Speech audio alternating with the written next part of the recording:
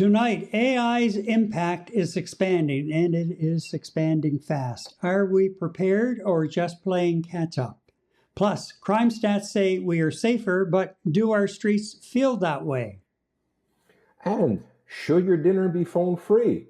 From Montreal, this is Night Talk, episode 43. I'm Eddie DeCallick. And 6 floors up and 1 block down from Eddie, I'm Gary MacDonald. And as promised, we are going to be free of any reference to a certain individual tonight.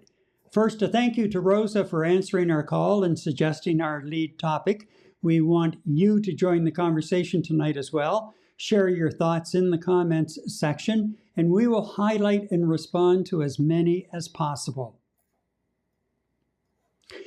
It's hard to believe, but it's only been just a little over 2 years since artificial intelligence broke into the mainstream. AI is moving faster than many of us expected. From customer service to content creation, even decision-making in policing and healthcare, it's already here. Tonight, we ask, where are we going with it? Who is in control? And are we prepared for the risks? Now, to help set the tone for this discussion, I asked my associate, ChatGPT, its thoughts on the issue, and you're going to be surprised by some of the responses that Chat came up with. First, let's just get things going here and get rid of that. We'll bring up this. And now, let's go over to the board I built. And let's go to the AI graphics. And here we go. So, where is AI going and why it matters? And this is ChatGPT's response with the question I asked it. So it came up with this. First of all, we're past the novelty phase. The regulatory debate is heating up. And people are torn, excited, and anxious. And as it was going through this, it pointed out a downside. And it said, the downside is real.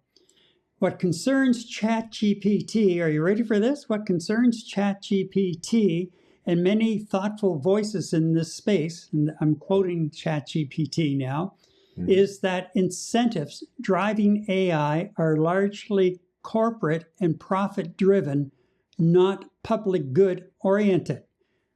That creates some serious risk areas. 1, job displacement. Not just blue collar, white collar, creative, and analytical roles are in play. Trust erosion, deep fakes, synthetic voices, and AI-generated misinformation could make the truth harder to find. And surveillance and control. Governments and corporations using AI to track behavior, influence elections, or suppress dissidents. That's not sci-fi because, as we all know, it's already happening in parts of the world. That is what ChatGPT fed back to me when I asked it, what do you think and where do you see it going? An honest answer.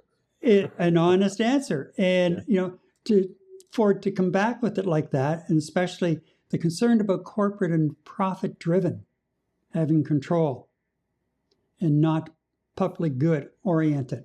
I think that's a very damning and a very, very alarming statement. And this is the AI that's putting that statement out there, Eddie. That's just amazing. Yeah. So what else did he or she or it, whatever you want to call it, tell me? Well, there we go. A flood of AI tools integrated into everything quietly and without much consent. This is what could be coming. Intense legal and political fights over copyright, privacy, and authorship. That's already started. Especially with musicians. Yeah, exactly. Ongoing tug of war between open AI, everyone, and closed AI, controlled by a handful of players. And a couple of other points it raises. The long-term optimistic view. AI becomes like electricity, a transformative force that changes everything, but in a way to which we adapt. Pessimistic view, it displaces meaning, weakens democratic control, and entrenches inequality even further. Wow. That's all from ChatGPT in response to my very simple inquiry as to what do you think of it and where do you see us going with it? Eddie, it's scary. Gary, we've had quite a few conversations about AI over coffee or over a splash of scotch from time to time, and the topic that scares me the most every time we bring it up, it's just AI. AI should be embraced as a beautiful tool that's going to help humanity evolve and move forward, right? That's the way I like to think about new inventions. It's going to make planet Earth, is going to make humanity much better. As we've seen more often than not with the advent of new evolutions in technology or new discoveries, they tend to be used for more selfish purposes, if you want to put it. You look at social media, for example. I mean, it started out with, oh, geez, you know what? This looks like a lot of fun. Let me put my face on there, and I can make friends with I can communicate with my friends directly, see what they're up to. And nowadays, you look at social media, and you're just completely inundated with algorithms that are fleshing out your exact intentions and use. They're fleshing out by what it actually sees from you, and always just continuously being inundated with advertising. And it's all about the buck and how somebody can squeeze a buck out of you. I mean, that's what advertising is, in enticing individuals to open up their wallets and spend money. And that comment you just made about, the comment that ChatGPT made. Sorry, Gary, I don't want to put words in your mouth here. About it not being necessarily beneficial from a public perspective, but more from a commercial side.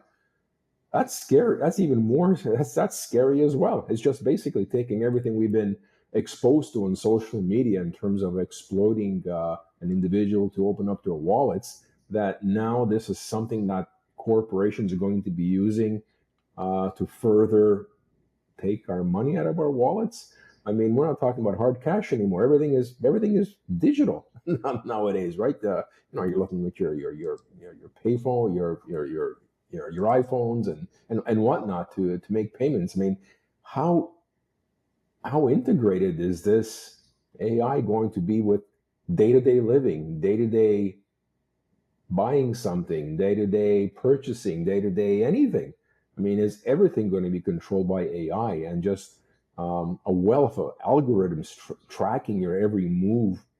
I mean, right now, obviously, it's all online, but we've heard of we've had our discussions where we've said, you and I might have said something, and the cell phone just happened to be there, and 3 seconds later, all of a sudden, somebody's trying to sell me something about a subject we just talked about.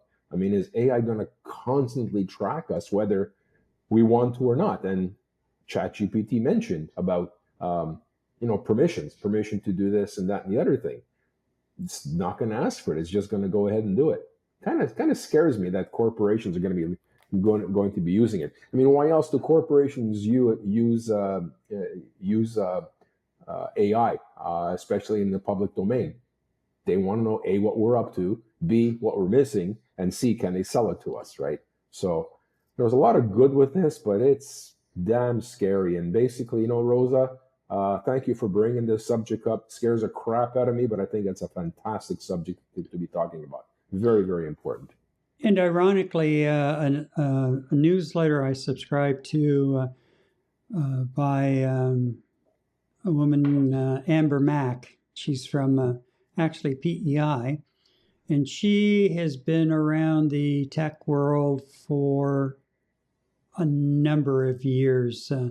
Way back when there used to be a tech TV channel out of the States, and she was on some of the shows on there.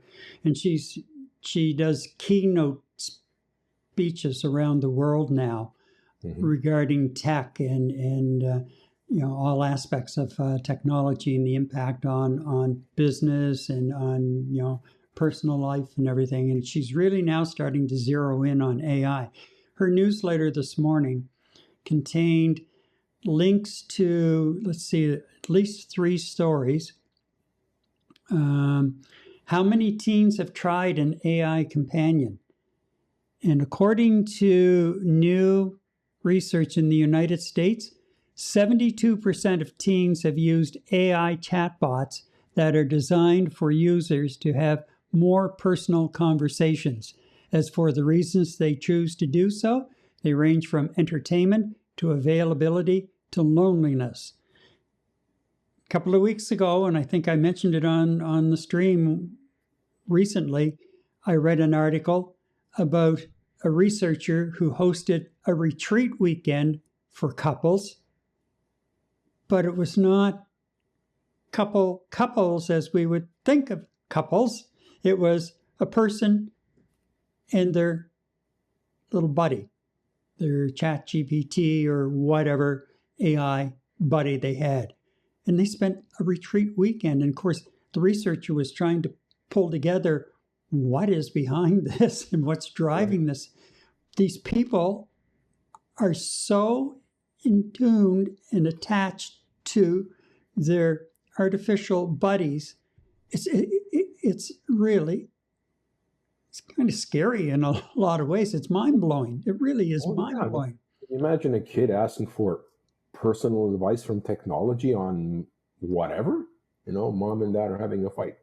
What should I do? I mean, invariably, you're going to get kids asking these questions, and ChatGPT will obviously provide some kind of an answer. Right or wrong, we don't know, but it's going to provide for an answer. And I don't know, do we want a machine telling our kids what to do, giving them advice? This whole camp that you just mentioned about, go out there and have a weekend with go have a weekend with Siri, type of deal. Oh, geez. Don't get me started on Siri. Yeah, exactly. It's like, Gary, are you and I just of a generation that are going to be having a hard time adopting to this new way of thinking as our own kids grow up and our grandkids grow up? Is this something that you and I need to come to terms with? That this is the way the world's changing. I mean, myself, I don't want to feel like an old coot, but this is scary stuff. I mean, I'm just thinking about the next generations and this whole thing with ChatGPT and developing personal relationships with technology. Speaking of the next generation, Elon Musk wants to take advantage of some of these young people with his new Grok companions. That's his AI that he's developed. Right. The tech billionaire's latest products have expanded to include a flirty character and an anti-religion panda. Anti-religion panda. Yep. Wow. Anti-religion panda. Yep. And so that's just a sampling. It's amazing what's I can't tell if I see bewilderment or amazement on your face. Like I'm not even sure how to read you anymore. Well, some of the things when I'm working with my assistant here, Chat, I just sit there and I'm blown away. There was something I put in one day and I just asked a question and it came back with this response. And it said, well, because, it relates to St. John and you're from St. John. And how do you know this? Forgetting that way back when there was something, and I put in some information to get back some other information. It's all there. And it learned about you. It did. That's exactly what it did. It learned about me. Okay, we've got a couple more comments here too. Let's see. Oh, nice. Monel, but did any of us do this kind of research when the internet showed up? What did we learn from that? That's a good question. What did we learn from the internet? At least initially. I mean, we didn't know how to, I guess, even sort of regulate ourselves in using the internet. Joe F., AI is moving with blinding speed without any seeming guardrails. That's a big one, the guardrails. Yeah. Deborah says, my concern, and I've seen this portrayed on a British TV series, is how AI can be used to use your face and voice to say things opposite to what you believe. Order 2, what is it here? My concern, oh no, that's the same one, to say something that is opposite to what you think in order to sway people. That's where the deep fake comes in. Yeah, and that is, again, one of those things that is now a reality every day. As to even CBC now has posted a piece on its website about the fact that there are ads out there, and they have CBC personalities selling or trying to hook you into buying all of these weird and wonderful investment opportunities. Right. There are those same ads with the Prime Minister, the same thing. I want all Canadians to get involved. This is a great investment opportunity, blah, blah, blah, blah. Mm-hmm. And unfortunately, there are enough people out there who are either not still what we would call internet savvy, they're definitely not AI savvy. And unfortunately, most of them are older people, and they're getting scammed. My dad would have looked at that and said, "Hey, did you see what he said on television?" Yeah. Like, Dad, no, but that's just the reality out there, right? Yeah, exactly. And they're sitting at home and they see this and they get on the phone. Eddie, I think in the last month alone, I have read from across this country 6 to 8 stories of seniors getting scammed out of all of their savings or a large portion of their savings. And it's all falling victim to what you're seeing on, some of these fake ads and then the telephone calls, if they respond, follow-up telephone calls and the fake calls and everything. And it's like, it breaks my heart that this is happening, no matter how many times we keep warning people, do your research, do your homework before you jump, but they're not doing it. They're not doing it. Now, the other side of it is, there's the growing reach of AI in daily life, and with or without consent, and a lot of times without consent, because we're interacting with it really unknowingly, like our smart speakers and how, they've been accumulating information to help shape the ad information they send to us.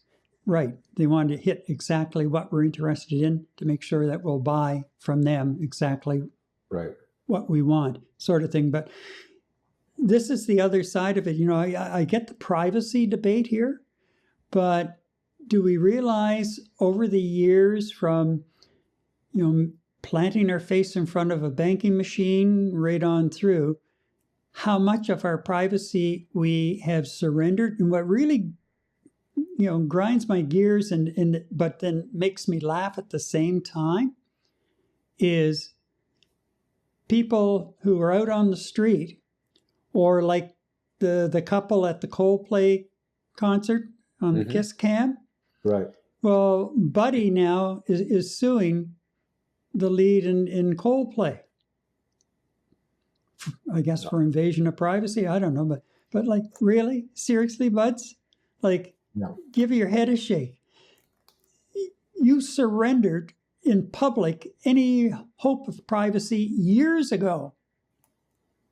And I don't know why, some people still kind of grab that. Well, I have a right. You're in a public place. Yeah, you're outside your home. Yeah. Like you're walking down the street. I'm taking a wide shot of people walking down the street. I'm not singling you out. Right, You just happen to walk through the frame. Not my problem. It's not your problem either. It's just one of those things that happen. right. But but yet they're the first in front of a banking machine, or going to the convenience store, walking through the door. Any store now, really. Right. You're on camera from the time you drive into the parking lot of the mall until you leave, until you get in behind your own door. Right. But isn't that kind of like, I'm not going to call it the price we pay for benefiting from some of the technologies around us that are available to us to enable convenience, make our lives better? There's a certain amount of privacy that you almost give up by de facto without even being asked whether it or not it's okay, right? I mean, from security cameras along the street. Well, that's for security. People, when people with bad intentions know that potentially they're being watched and the picture can be taken from you. Is that a deterrent to some crime being committed? I think so, because there's really not very many places that are not on camera. So, I'm walking down the street and I'm not giving permission to anybody to record me, but you'll have these everywhere all over the street, right? So is this a price we pay in giving up some of our privacy, our privileges to protect our privacy, because of the fact we live in a society that's so technology based and moving forward in leaps and bounds? How much privacy are we prepared to give up? Voluntarily or involuntarily? I think it's the involuntarily piece that scares me. Yeah. Well, when you get right down to it, we've pretty much given up all of our privacy over the last number of years. Yeah. Really. And what we're feeding in when we're interacting with, Chat GPT, or is it Gemini that Google has, and all of the others, Grok, right, with Elon.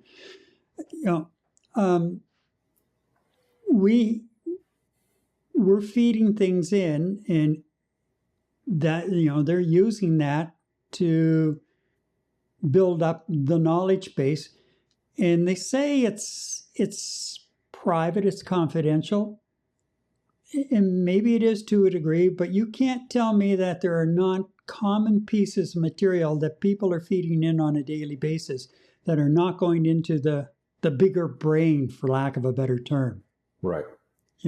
To build that model and help it learn, and but on the other side of it, there are so many advantages that could come up, with its use in medicine.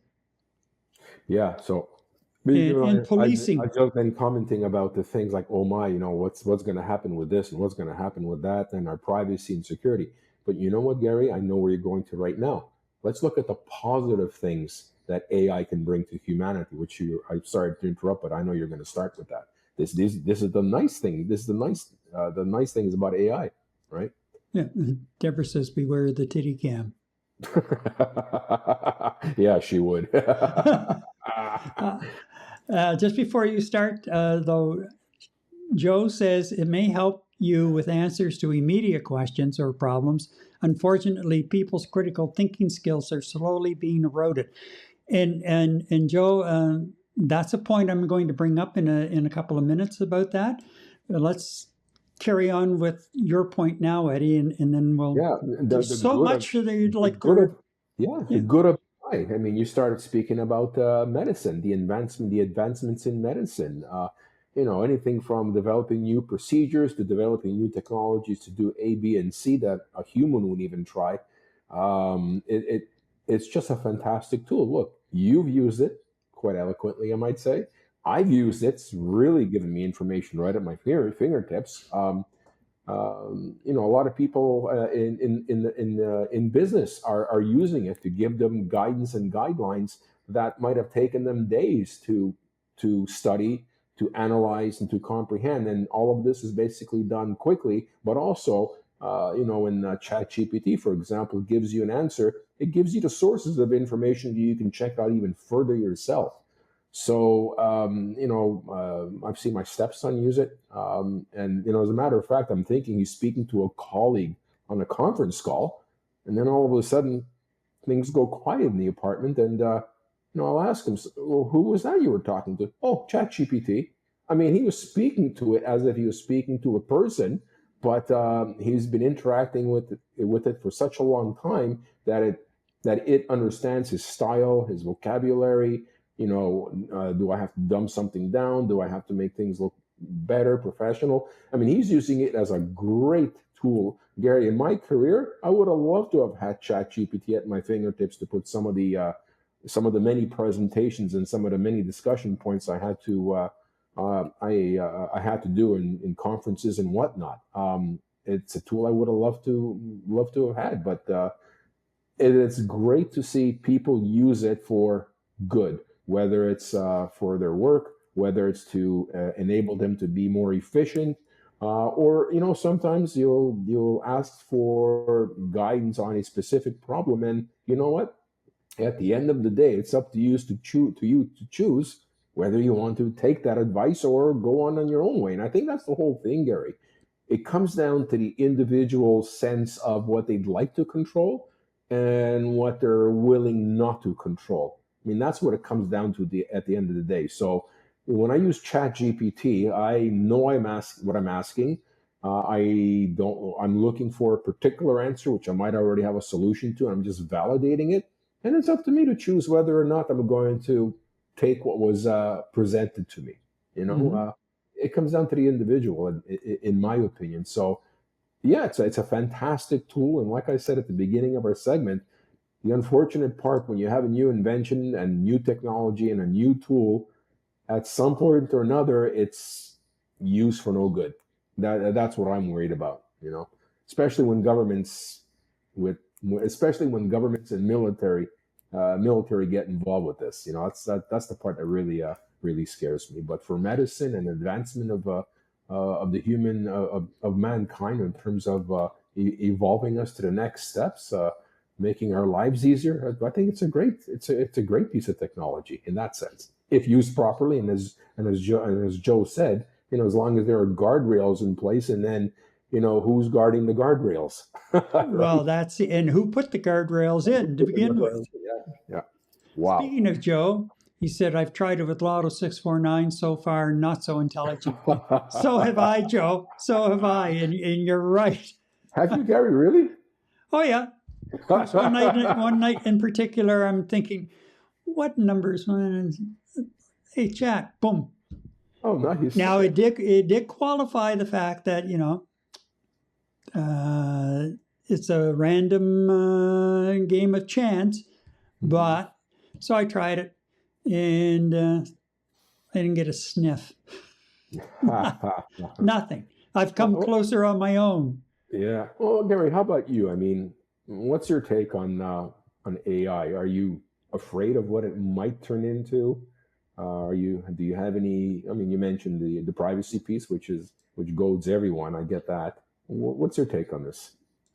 Well, here's the thing. Like you know me, I'm a technophobe, and I jump in and embrace any new technology from the get-go. And I did with this. I was really arm's length and cautious initially, but I did play with it and saw, okay, but it still had a long way to go at that point. And, 2.5 years later, which is a very, very short span of time. Here we are.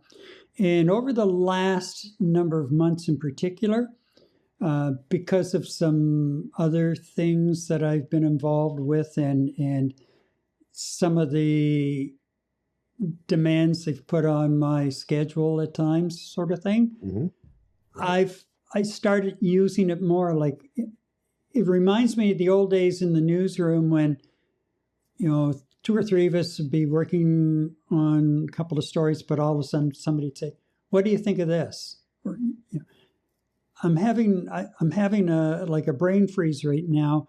What I'm trying to say is, and one of us would chime in or that kind of thing. So it's been sort of like that other person in the newsroom. I'll throw something out, it'll throw something back, and I'll say, yeah, no, this is what I'm looking for, and get more specific. And it'll come back and, okay, yeah, that's a good idea. And I'll take it and incorporate it, but in my own terms, based on your choice, your control. Yeah. I have control of it. And I'm not just using it just to plank something out and get it up on YouTube or whatever. Right. It's basically a tool, and it helps me to build the foundation and then build the rest of the house, sort of thing. If I really sort of get bogged down, what I do like is going in and saying, okay, I'm looking for, and you've seen some of this, I'm looking for some information on this particular topic. Give me an executive summary. Right. Boom. And it does, and I'll go through it. The thing that you have to be really wary of is, I can see where it's very easy to fall into the trap of just taking it at its word all the time. You can't. It's still learning. That's why it's called a large learning model.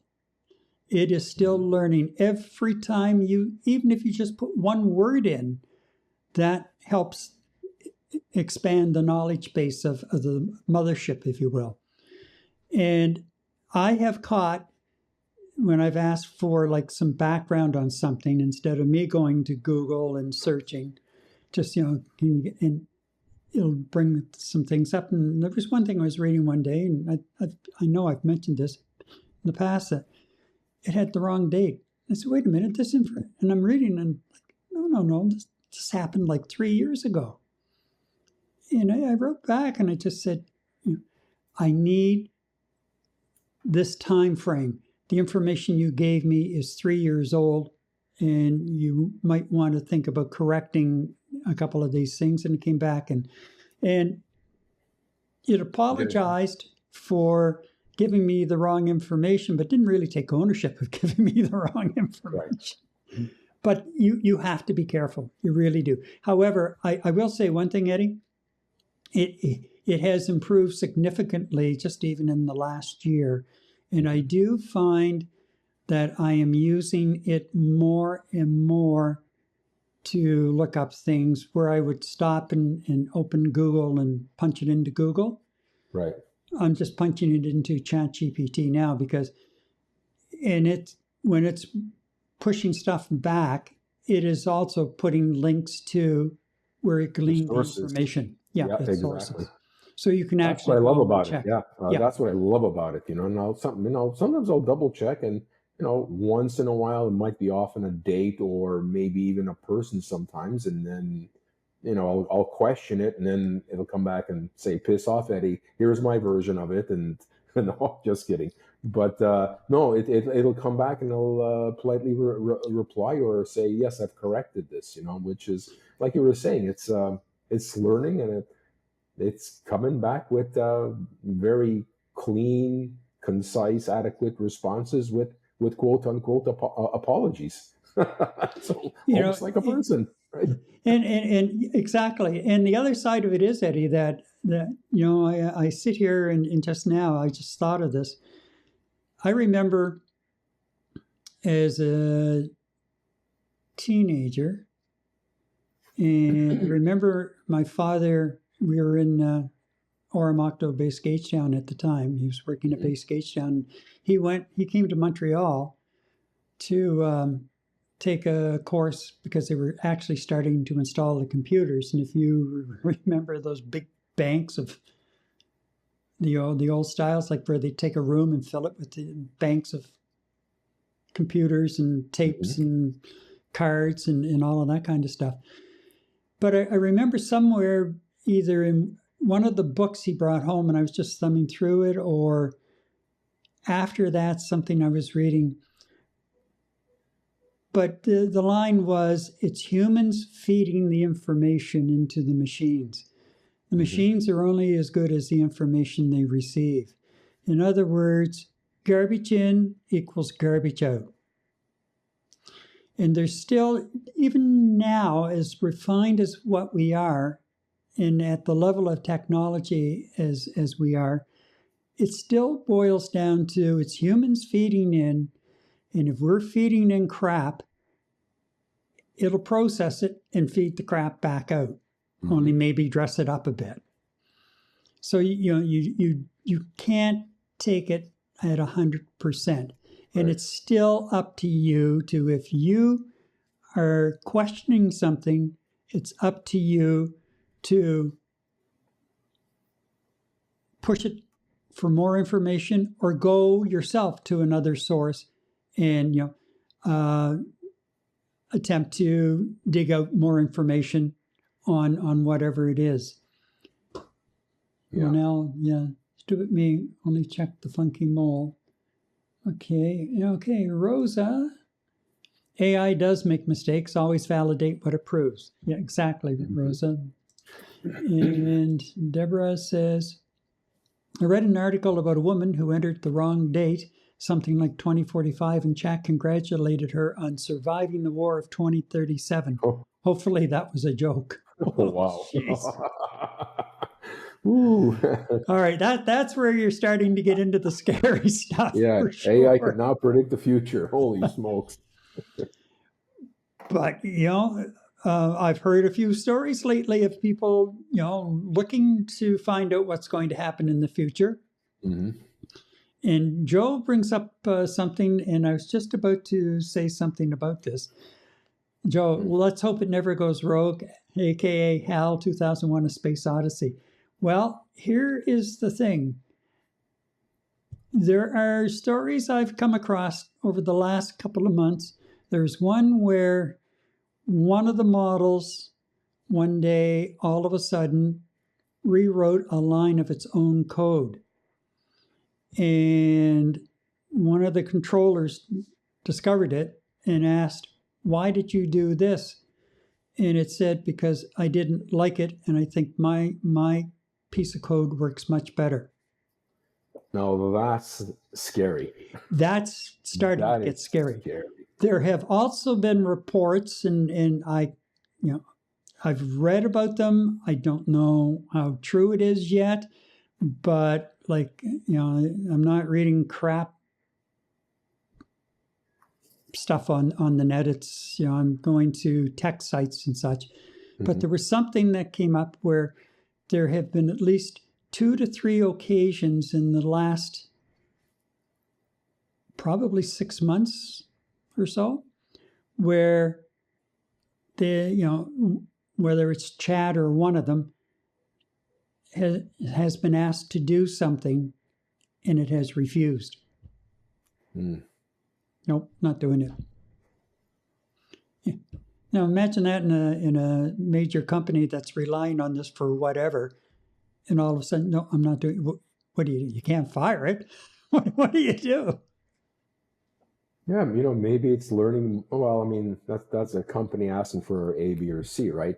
But what about questions that are moral in nature? Asking a machine or asking a technology for an opinion or guidance on issues of morality, right from wrong. Like you were saying, garbage in, garbage out. You might have some fool over the other side of the planet spending 24 hours a day feeding AI garbage that's morally void, if you want to put it. How does AI deduce whether or not what it's learning is moral or not? That's that's scary in itself as well. Wow. And what are the guys on the dark web doing with it? Well, we know what the Chinese and the Russians are doing with it. Yeah. So, and Rosa, you can tell it what role you wish it to have, a high-profile lawyer or a knowledgeable tourist operator in Italy. It can educate the curious. Yes, it can. And yes, you can tell it exactly how. You can even get it to tell it how you want it to respond to you. I'm looking for short, punchy, journalistic kind of responses, and I don't want to be, I don't want to, trying to build my ego up or whatever. Just give me the facts, and if I made a mistake, tell me I made a mistake. Or it's too technical, dumb it down so I can understand it, and it does it. I mean, I'll be the first to admit it gave me really a horrendous answer. I said, "Can you make it more simple in English, please?" And it did. Good point. A soulless mentor. So, I think that, and here's the other side of artificial intelligence, and that is the amount of energy consumed to keep these things up and running.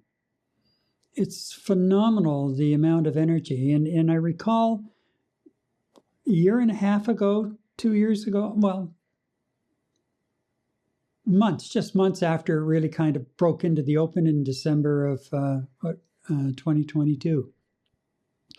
And they were talking then about, I watched one administrator say, "Oh, okay, and he broke it down, and he said, it's probably going to cost someone about $240 a month." Later on, his estimation was pretty much on to the penny, believe it or not, like when they first started putting pricing out on this. But now we're down to like ChatGPT. You can get one tier for most of us at $20 a month. And that gives you a little more access and everything than the free tier. Now, right now, I'm just on the free tier because I'm not dumping a lot of things in or looking for a lot of things back. And it's meeting my needs at the moment. And every once in a while, if I've done a few things and all of a sudden, I just lost track of the time, didn't realize I put that much in, then it'll just tell me, you have to take a 4-hour break or whatever. Mm-hmm. I know some other people, and it's been as much as 24 hours. But the thing of it is, their servers are so busy. And I saw a stat in the last day or two that OpenAI, it's handling, it was in the billions, and I can't remember the exact number, in the run of a day. It was just astounding, the number of hits it was taking and working with. So, with your background, networking and everything, can you imagine what it would be like dealing with that? Yeah. I mean, you're looking at the size of the technology and the power required just to run a facility of that size. I mean, a couple of years ago, 2-3 years ago, the biggest complaint from the power companies were these Bitcoin mining outlets. Yes. Sucking power like there was no tomorrow. Well, you know what? I think that definitely pales in comparison to the infrastructure that's needed just to sustain an AI that's constantly learning, constantly being accessed, constantly calculating, constantly upgrading itself. It's just to no end. I mean, it's almost like, one of these facilities at some point are going to require a nuclear generator just for itself. I mean, the power drain, the power footprint is absolutely incredible. And you look at some of these farms that Bezos has through his network service provider. You look at Elon Musk's facility, and you get a drone shot of just one footprint. I mean, we're talking about acres and acres and acres and acres of territory just for one server farm. And you know what? I mean, these are absolutely all over the place. They tend to be in areas that are more rural, if you want to put it, creating a strain on local infrastructures for power. And look, I mean, some of these facilities, some of these systems and servers, they're liquid cooled. They might be pulling their water from somewhere, right? So I mean, the technology is there, definitely there, but it needs a significant amount of power just to be able to stay online for an hour. So yeah, not only are our power providers and our hydro providers struggling to keep up with our own demographics, with the human population and the human growth. Now they've got to contend with all these massive server farms going online. So yeah, it's absolutely mind boggling the size of these places. There are so many aspects to this story. It's amazing. And Monel suggested you tell us what Alex did with that piece of land that's going to be a park. Oh yeah. So my stepson Alex, he's working on developing some property in Tulum, and he knows how much acreage he has, how much of a footprint he has, but he just wasn't able to identify in his mind and visually see it without seeing a big piece of land. So as you know, where we used to live on the 15th floor, there's an open park right at an open lot right now, which is going to become a park that's just sitting there. So Alex basically took a picture of this from 15 floors up, didn't tell ChatGPT anything. He just basically said, here's a picture of a lot, and I'm wondering what the dimensions of this lot are. I think that was the question he asked. How big is this lot that I'm looking at? And ChatGPT comes back and it says, "Oh, I noticed that based on the buildings surrounding the lot, based on the size of what I believe the lot is, this is located in Montreal on the La Montagne, cornered by William Thomas and Ottawa streets, and this is the square footage, and this is the acreage." All by Alex taking a picture and saying to ChatGPT, "Tell me about this plot of land." He didn't mention what city, he did not mention what street, and it just by analyzing the picture itself and its surroundings was able to extrapolate exactly where this property was. And now he's standing on the 15th floor and saying, okay, now that's the size of my new property, and he was able to envision what his new service is going to look like. Absolutely mind-boggling. Manel and I freaked out as well. Like that was amazing. I completely forgotten about that. That was just nuts. Yeah. Wow. And there are so many positive aspects to this. But I also am keeping in mind what ChatGPT said in its own right. And that is, we've got the struggle between open and closed AI. We have the struggle between corporate and for profit or public interest.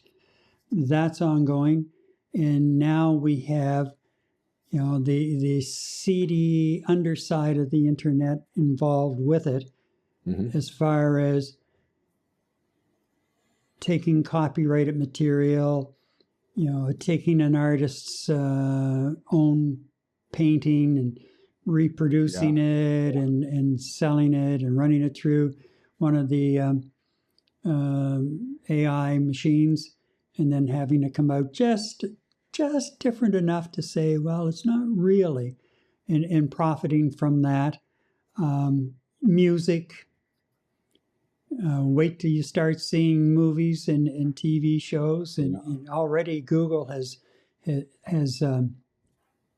demonstrated 60-second or 2-minute piece of video back in May, and it was all AI, and you really had to look carefully at the characters in this video to even, and then you would still be asking, is it real or is it AI? It's that good, and they're about to start releasing access to that through probably like their Google Works and a few things like that. At least I believe limited access to it in almost any day, I guess. Yeah. So, it's coming. It's a wave that is coming, and YouTube is cracking down on some of the channels where you go and they're headless, like no on camera live performers. It's all B-roll and AI voiced, and they're churning these out, 4 or 5 of these in the run of an hour and dumping them onto YouTube, and like it's throwing the algorithm all out of whack. And so YouTube's cutting down on it and making it not quite as profitable for these guys to be doing this sort of thing. So there definitely are benefits. We're still only in December, it'll be 3 years since it actually went mainstream, if you will, which is a short time, but in some respects, it seems like so long ago. Mm-hmm. And we're still like in the infancy of it. Like we're still like the baby that may be now approaching a year old and has discovered, his or her ears and different things. That's where we are. We're still like a kid in a candy store, really, just sort of, oh, well, I want some of this, I want some of that. But we really have to start getting a hold of making it an issue, I think, with our politicians, our elected representatives. I hate to say to put some kind of controls, guardrails, whatever you want to call them. I think there has to be something, there has to be a happy middle spot somewhere where we can all agree that we need some kind of oversight, but we still need enough latitude to, have more creative freedom just somehow. And I don't know if we'll ever be able to balance it. That's the question. Yeah. I don't know if we'll ever be able to balance it. Well, you know Yes. what? This year has been really fast for AI. We've seen so many changes to it and its capability. You know what? I think we take this up in 3 months and see what we find 3 months from now. Maybe mention it on the show then. Yeah. Because between now and 3 months from now, Eddie, There will be so many advancements coming at us.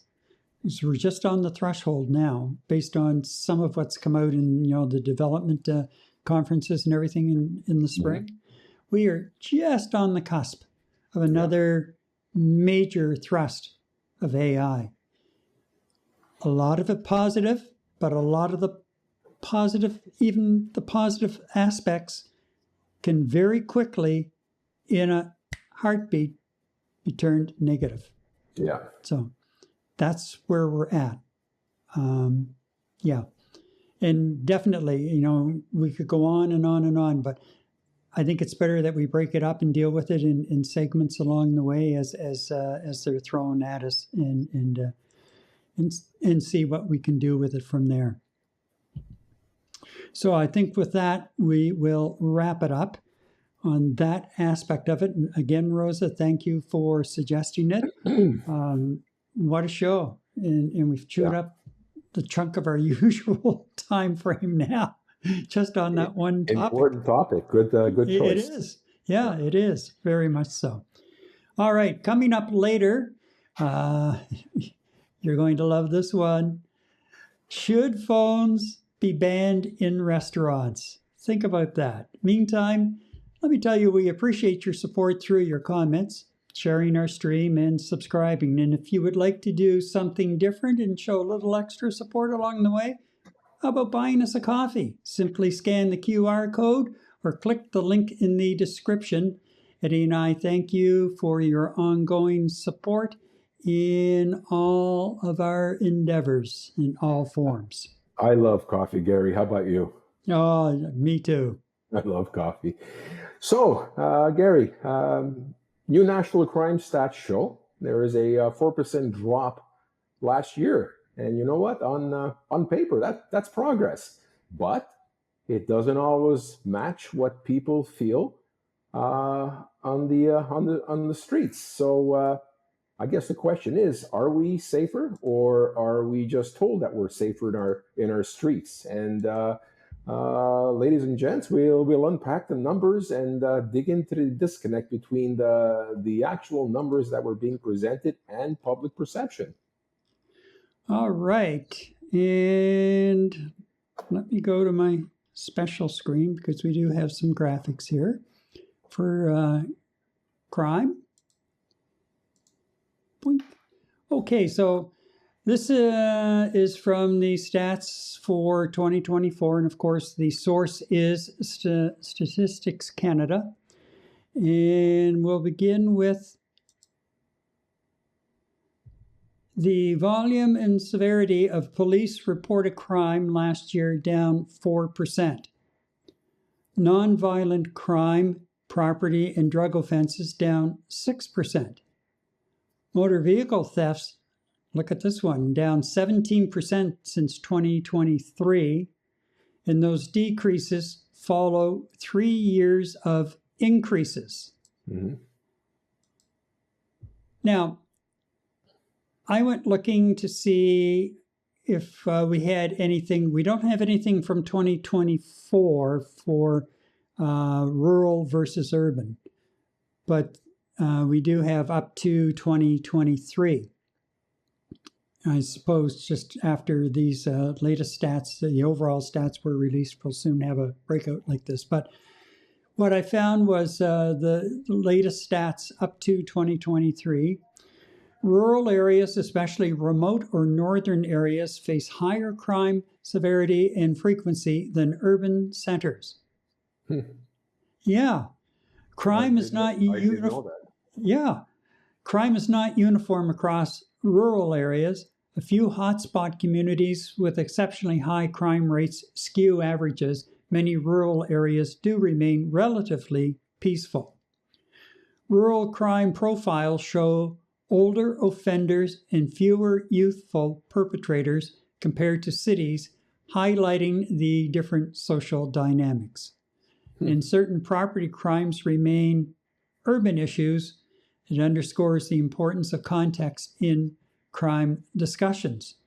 And I found that really interesting because, of course, with fewer people in rural areas and just the tranquility of rural areas, you would think that the crime rates would be almost non-existent in those areas. Yeah. But apparently that's not the case. And when you think about it, Eddie, like, okay, go back to a couple of years ago when the guy, I forget what he was, from Halifax, but he had a home in rural Nova Scotia. And he went on the shooting spree. He had restored a Mountie cruiser. Mm-hmm. He went on the shooting spree Right. and killed all of those people in rural areas. And then, there have been out west on the prairies, a number of issues in rural areas. And usually it seems that they involve guns, like the weapon of choice. Right. But here's the thing: the crime rates are. Oh, and I just wanted to go back to one other thing in last year's stats about the motor vehicle thefts down 17%. If you recall, about a year ago, the federal government and through its public service ministry pushed the RCMP and pushed all police forces, especially in the Quebec and Ontario area and at the ports, to in a bid to cut down on the car thefts. And obviously that push has been successful because in a year, they're down 17% already. Mm-hmm. And, I'm the number of containers that they have opened up and seized, the number of vehicles that were headed overseas, just amazing. Yeah. Just amazing. So, yeah. Now, nonviolent crime, property and drug offenses down 6%. And, police reported crime, the, severe types of crime down 4% in the, last year. But yet, you ask the average person, what do you think? Do you feel safer? And the average person is going to, a dollar to a donut, as they would say, no, I don't feel safer. I have all of these home security systems in place and everything else. Mm-hmm. I feel safe on the streets here. I'm sure there are certain neighborhoods I haven't been to yet, but every city has, a neighborhood or a section, the pockets where, unless you're from there, don't go there, kind of thing. Yeah. Because you stand out as like you have a sign, I'm a target, hit me. Yeah. I've lived there my whole life in Montreal, Gary, and quite honestly, I've never thought twice about walking down a particular street. There's one neighborhood in particular that I think I would be careful of, but 95%, 98% of the time, I wouldn't even have a second thought walking down a street here in Montreal. I as a citizen, as a Quebecer, and as a Montrealer, I genuinely feel safe here. I really do. I've traveled all over the country. And I genuinely feel safe walking through most streets in our major cities here in Canada. So, I do feel safe. I mean, I know there are some circumstances and situations where you're going to have domestic violence and domestic crimes, which are absolutely unacceptable and in themselves crimes. But if we're talking about street crime where I'd be assaulted or accosted walking through a street, I feel pretty safe. I mean, look, from time to time you'll hear about a fight in front of a bar or a stabbing and so on, which by the way I think is on the increase in Montreal. You hear about Toronto, a lot of increased shootings there and increased violence. So. Does that scare me from walking down downtown Toronto through the streets? No, not at all. Compared to some of the major cities in the United States, I think where we pale in comparison to questioning whether or not I should walk through a neighborhood in most American cities. So I feel pretty good here in Canada, in Montreal especially. And it's nice to hear yourself, a New Brunswicker coming here and saying you feel relatively safe. So it's refreshing to hear. Well, I do, and I've been out at all hours, and am I vigilant? Absolutely. Was I vigilant when I walked home at in St. John? Absolutely. Feeling safe. But being smart while feeling safe and being aware of what's going on around you. It doesn't matter if it's crime related, or it could be all of a sudden somebody there's involved in a crash on the street and a car goes rolling across the street. If you're not paying attention to your surroundings, chances are if you're in the path of that rolling vehicle, you're going to get whacked by the vehicle. Or if you have a lone wolf attack on a busy street, that's the biggest thing. And again, and you've heard me say this, Eddie, so many times, you have people walking down the street like this. Oh, yeah. With their phone. Mm-hmm. They have no idea. They have no idea what's going on around them. They don't even see you. Like, just in the last 2 or 3 days, including out here on the canal, I've been walking along and somebody's coming on. And if I didn't move, they would have bounced off me, and then looked at me like, "What the hell are you doing?" No, Yeah. you know? No, you're right. You have to be aware. You have to Be be aware of aware. your surroundings, and don't be an idiot. Yeah, exactly. Don't advertise that you're an idiot because somebody will find you. You just can be aware of your surroundings, right? Exactly. Now, Deborah brings up the point. I think most women are in more danger in their homes than on the street. In domestic violence, absolutely, absolutely. And where are we here? Oh, Monel weighs in with, yeah, Eddie, you are a guy. I disagree. If I'm alone, I am forever looking over my shoulder. Well, okay, truly. But Monel, you're looking over your shoulder. Is it because you are afraid, or is it because you're just trying to be aware, or a combination? I'd like to get your thought on that. Because when I say I'm aware, it's not because I'm afraid or I'm fearful. And Rosa says, same here, Monel. So, and again, Rosa too, like you're afraid, and so you're being extra vigilant, or are you aware and being, just trying to be aware of your surroundings? Like, I know it's a very fine line, but I'm just curious because when I say I'm aware, but it's not out of fear. It's just I want to be aware. Mm-hmm. And I guess Deborah says I'm nosy too, but anyway. So more aware. Yeah, more aware, she says. Yeah. Okay. And that's not a bad thing. Now, again, crime is down, but yet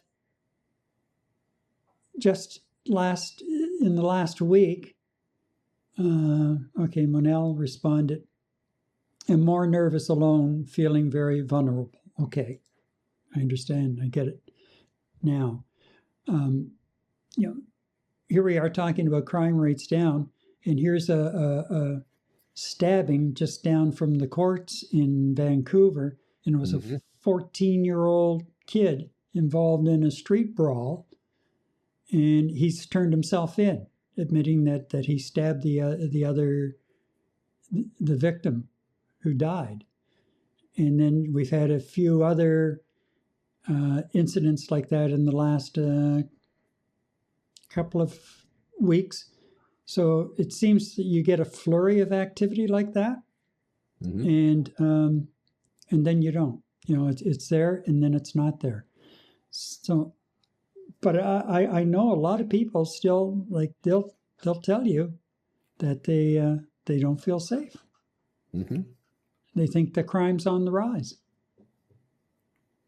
And isn't, well, maybe it's because we're hearing more about it. What role does social media play in the hysteria? Yeah, true. I mean, 20 years ago, for a stabbing in Vancouver, would I have heard about it would I have read it in the Montreal newspapers, or 30 years ago? I don't know.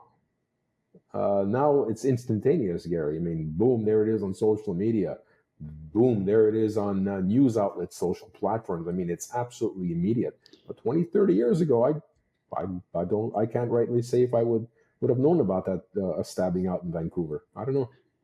Well, yeah, there's that aspect of it, but also with social media, you get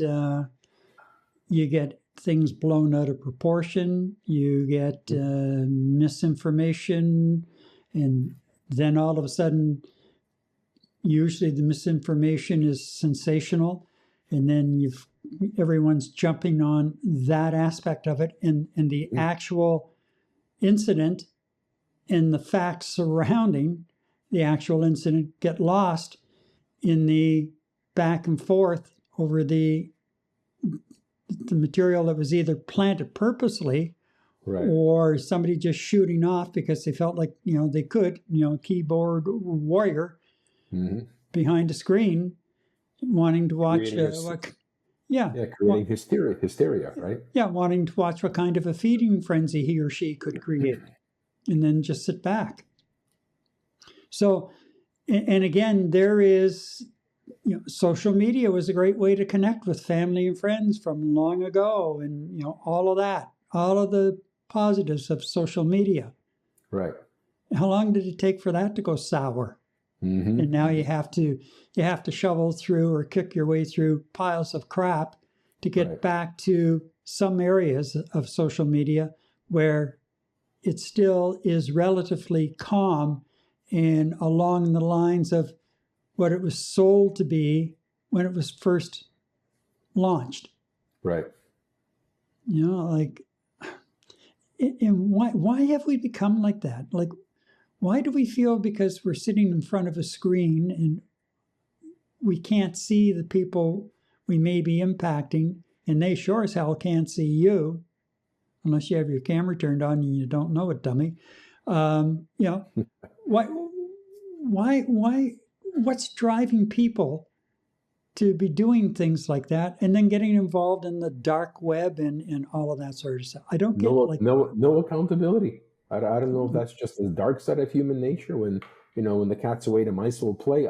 I don't know. It just it just seems to me that like you were saying, the keyboard warriors can hide behind the screen and say what they want and do what they want on social networks. There's nothing restricting them. So yeah.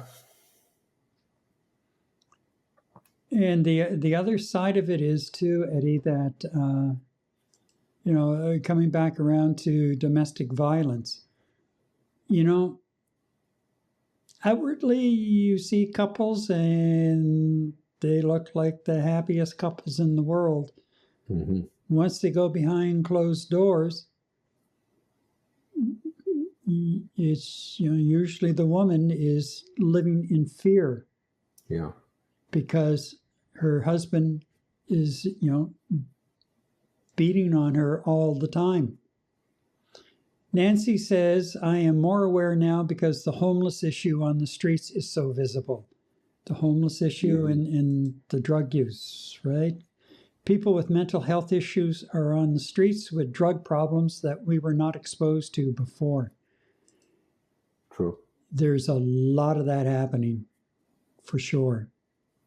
And again, it's one of those things where, as society and our governments have not kept pace or paid attention to reports and indications that you're going to need certain types of facilities within 5 years, and you're going to need more of them within 10 years, and they're going to be a fact of life going forward.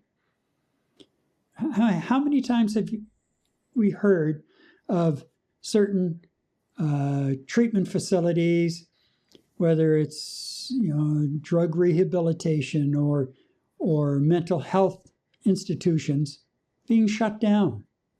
First of all, because the buildings were so old and decrepit, and secondly, because governments were either running a deficit and they were looking for quick hits to cut spending where they might get a little bit of blowback, but not a whole lot. And what happened? Or they would have a consultant come in and come up with this grandiose scheme of how best to handle this situation into the future. And a lot of it would be moved out of really the government's central core and put into the community with promises of funding, adequate funding available for the services being provided by the community. And guess what happens after the first budget? Yeah. Gone. Money's gone. And they're struggling. And they either have to close down or they can only provide minimal service. And, it really bothers me when I see, and over the last 10 years in particular, when we had a prime minister who felt that he needed the attention and the bright lights on the international stage and was handing out money like there are times that I don't think we have totaled or even heard of all of the money that he handed off to various countries and aid programs overseas. And here we have Canadians sleeping on the streets. Mm-hmm. What's wrong with this picture? We have a country that is resource rich, and now we have a prime minister who is making us realize the resources that we have, how rich we are, and how we could be a leader in the world and use some of that money to make sure that our own people are not sleeping in bags and tents and under overpasses. Yeah. And they're taken care of. You and I, just in our neighborhood, we know of 3 or 4 regulars. We know their spots, and one has definitely got some mental health issues. But you look at the other 3 guys; they're just struggling. And I've had conversations with all 3 of them, and they're just individuals that are struggling, which is completely. It's sad, especially like you're saying, the last 8 to 10 years, we were handing out money like it was candy, and it wasn't for the benefit of our own people that are living in the streets, and for a good or bad reason, regardless. And that was very sad to see. And you know what? Unfortunately, at some point, desperation takes precedence, and then they'll do weird and crazy things on this street that contribute to whatever crime is out there right now, and contribute to people being afraid to walk the streets. It's just a vicious circle. And that's probably where a lot of this disconnect is coming in, is, the stats are saying this, but the perception is that. And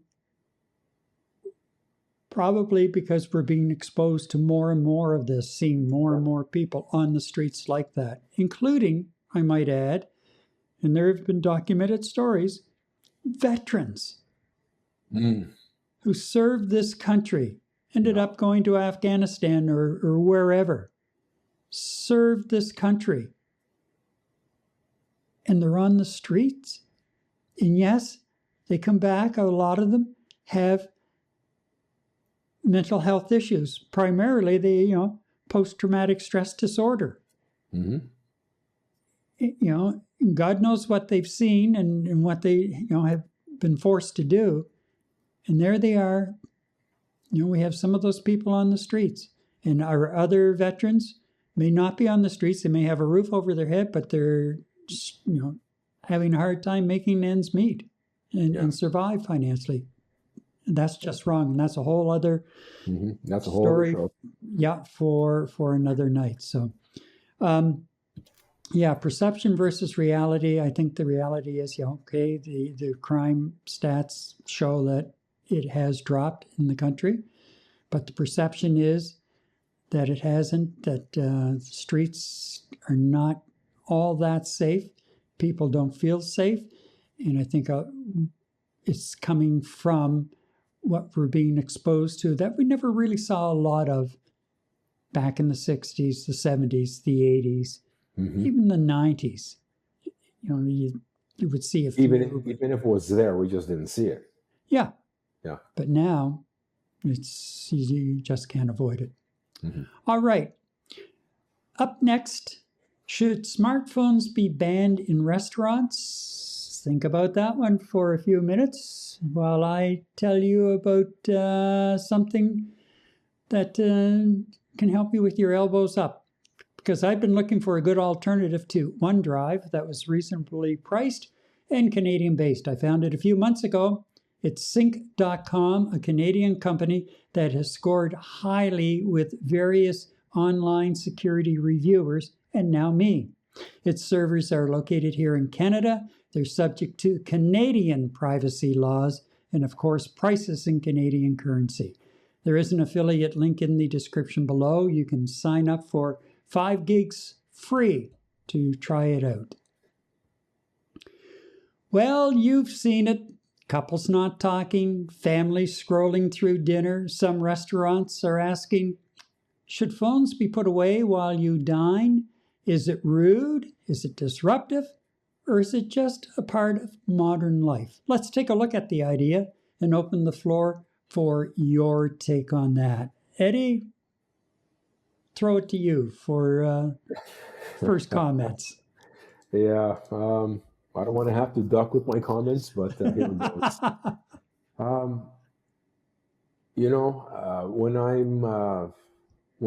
Let's put it this way: when I'm not alone having dinner, and you're with other people in a restaurant and whatnot,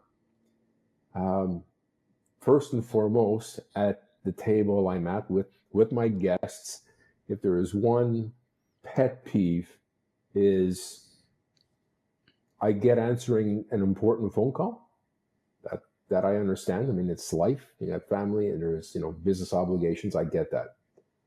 But when you constantly to check to see if someone sent you an SMS, or somebody put something on Messenger, or swapping your finger through looking for a picture to talk about, or whatever the case is, as opposed to participating in the conversation at the table, that irks me personally. Okay, that is just the way it is. That's number one.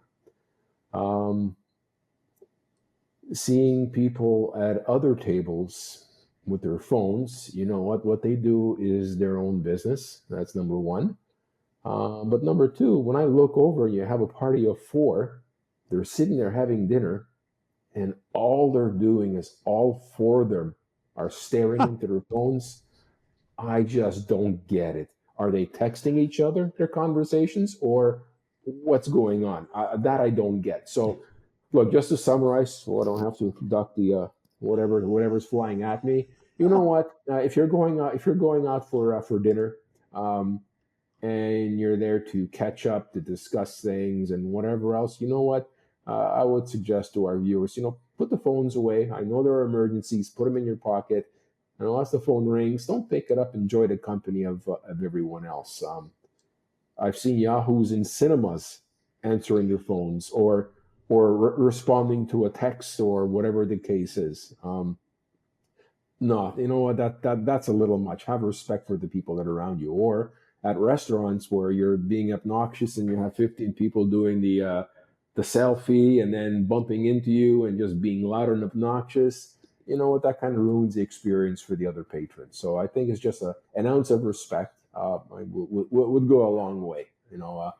Restaurants banning them, I don't know about that. That's I think the restaurant will lose a lot of patrons if they actually impose any kind of rules where no cell phones at the table. Unless it's a novelty restaurant where they really say you don't come in unless you're checking your phone at the counter. I think that'll be pretty much hard to justify. No, I wasn't. No, I wasn't. So, someone has a guilty conscience, I see. Yeah, I guess. And it keeps popping up. There we go. I think it's gone now. You're trying to get me in trouble, Gary? What are you doing? Make the snowballs, I'll throw them. Anyway. What do you think? Well, what's your experience with this? There was a time when I wasn't really guilty of having my face buried in the phone, but right. I might have the phone on the table over to the side. Now, like, it took a while for me to kind of put the phone at arm's length after I retired. It took a while, but now, like, there are times that the phone's somewhere here, either in the den or in the bedroom, and I'm not anywhere near it. And that never used to be the case. It was like an appendage, right, on my body. But I did not bury my head on the phone while at a social event. And I remember, well, Deborah and I, when we were at Disney World a few years ago, and we went into a restaurant and we sat down and, we were talking back and forth about things we had, some of the exhibits and everything. And a couple came in, and it was an older couple. And they sat down at the table across from us, the two of them. Didn't say a word when they came in. They sat down, they spoke to their server, gave their order. But all from the time, when they walked in, each one had their phone in their hands. They sat at the table, didn't even look at each other.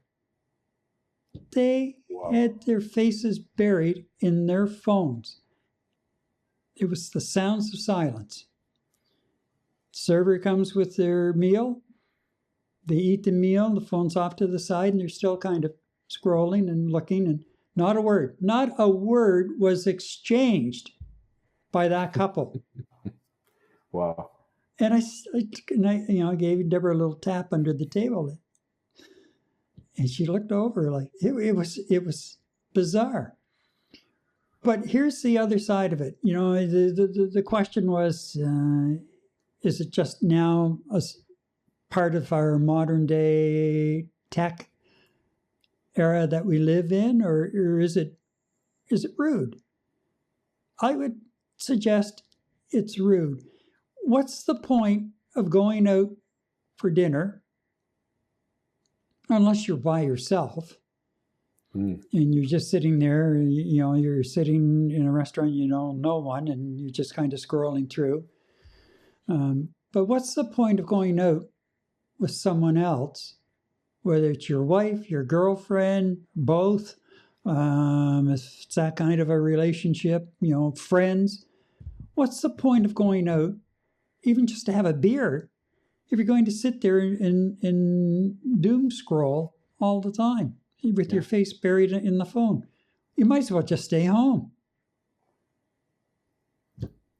and text back and forth.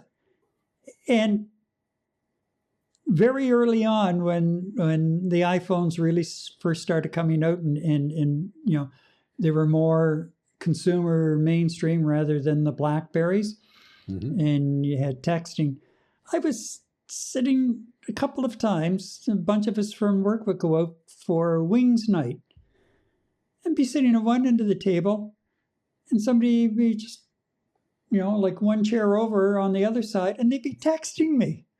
Okay, it was a novelty at that point, but still, like, really? Yeah. Just holler over. Hey, I'm right here. Yeah. So, you take your wife out at work. You're sitting at your desk, right? And then all of a sudden you have a messenger app that your company uses, and somebody right behind you is asking a question. It's like, I'm right here. Like, I don't know. It's again, it comes down to choice. You choose to look at your phone as opposed to pay attention to the person around you or the people around you. It's just in some cases it's probably a godsend, because if they weren't scrolling on their phone, they might be one of those loud, obnoxious types that you just want to take and whack them in the side of the melon with a 2x4 just to shut them up. Yeah. Manel says, what drives me insane, and I'm not advocating violence. Manel says, what drives me insane is people actually having a phone call while they're on their speaker walking down the street or in an elevator. I don't want to hear it. Absolutely. 100% on that one, Manel. Yeah. You and I agree for sure on that. That, like, really? Seriously, folks? Do you not pay it? No, you're not paying attention to other people doing it because you're too busy on the phone yourself. Yeah. Deborah says, when you get together with family or friends, be present. Life is short. Enjoy the conversation or just be together. I'd only answer if it's one of my children. There you have it. The ladies have weighed in on this. I would love to see what kind of a reaction some of the dining rooms would receive if all of a sudden they said, this is a no phone zone, and you check your phone, like you check your coat in the wintertime or on a rainy day. Mm-hmm. I would love to see the reaction.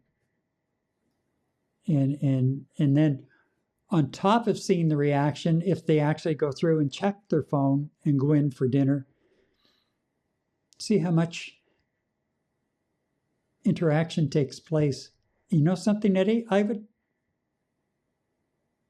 put money on it that a lot of people would be sort of sitting there staring at each other, not quite sure how to initiate conversation or what to do.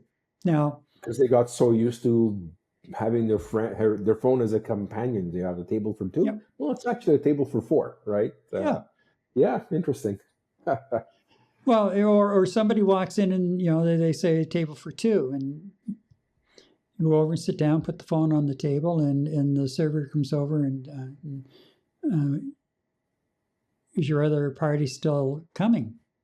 Oh no, my other party's already here. My phone, right there. Yeah. yeah, my companion. Yeah, my Chat GPT companion. Exactly. My AI companion. I can see that happening, but you know,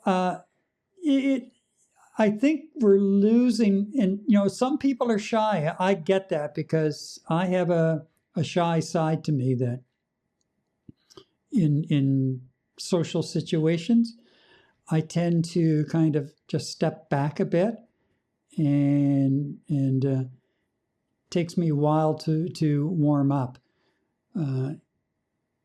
in strange social situations. And I used to just cringe when all of a sudden an invitation would come in. You'd have to go to one of the rubber chicken circuit dinners and press the flesh. Hi, how are you? Lovely evening, blah, blah. You know, all of that small talk.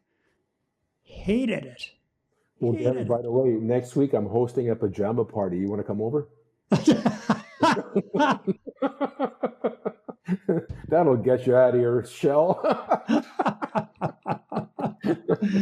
Oh, Lord. So, unfortunately, this is all just a sidebar of the technology. And